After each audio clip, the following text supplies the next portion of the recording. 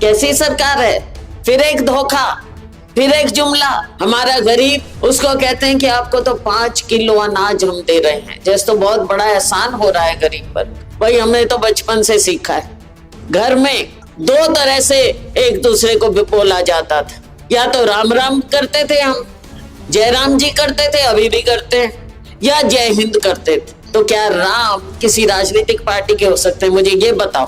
राम तो अनंत हैं, हमेशा से थे, हमेशा से रहेंगे। किसी भारतीय जनता पार्टी आरएसएस के सर्टिफिकेट के मोहताज भगवान राम नहीं हो सकते। राहुल गांधी जी अपनी दूसरी यात्रा कर रहे हैं।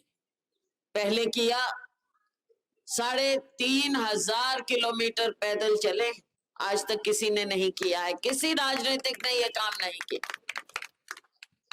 और अब 6,500 किलोमीटर वो यात्रा कर रहे हैं। साथियों, क्यों जरूरत पड़ी?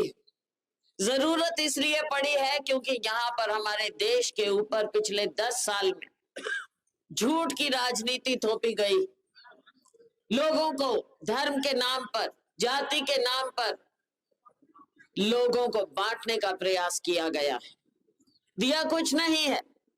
अभी बहन किरण चौधरी जी आपसे बता रही थी, पूछ रही थी बेरोजगारी का क्या आलम है, महंगाई।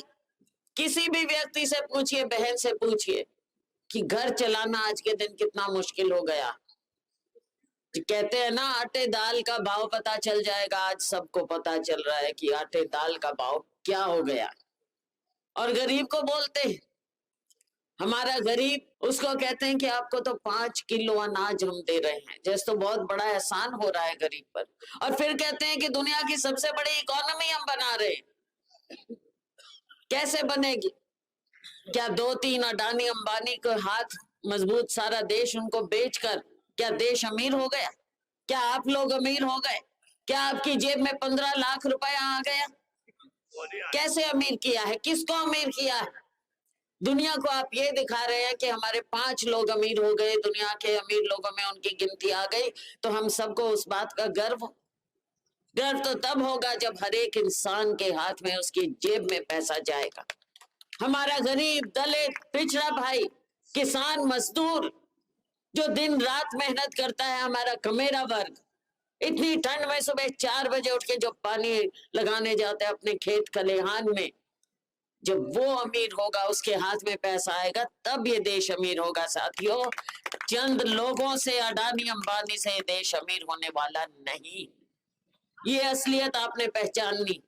और आज धर्म, राम, भाई हमने तो बचपन से सीखा है, घर में 2 तरह से एक दूसरे को बोला जाता था। या तो राम राम करते थे हम, जयराम जी करते थे, अभी भी करते हैं, या जय हिंद करते थे। इसके अलावा नहीं। ठीक है, नमस्ते नमस्ते हो तो चलो बड़े पढ़े लिखे करने लगे, स्कूल में सिखाने लगे तो नमस्ते नमस्कार होने लगे, वरना अभी भी घर में राम राम से शुरू होता है। तो क्या राम किसी राजनीतिक पार्टी के हो सकते हैं? मुझे ये बताओ।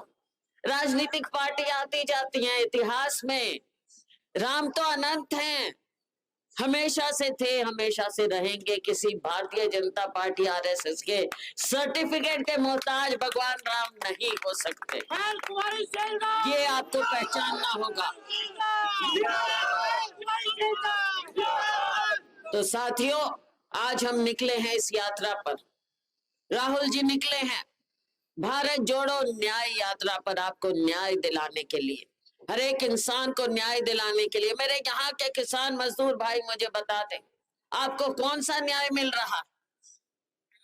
एक स्कीम इस सरकार ने शुरू की थी, एग्रोमेट की, मेरे मीडिया के साथी भी हैं, एग्रोमेट के सेंटर खोले थे कि किसान को सूचना मिलेगी मौसम की, ताकि वो अपना प्लानिंग कर सकेगा। 18-19 में खोले और अब बंद कर दिए।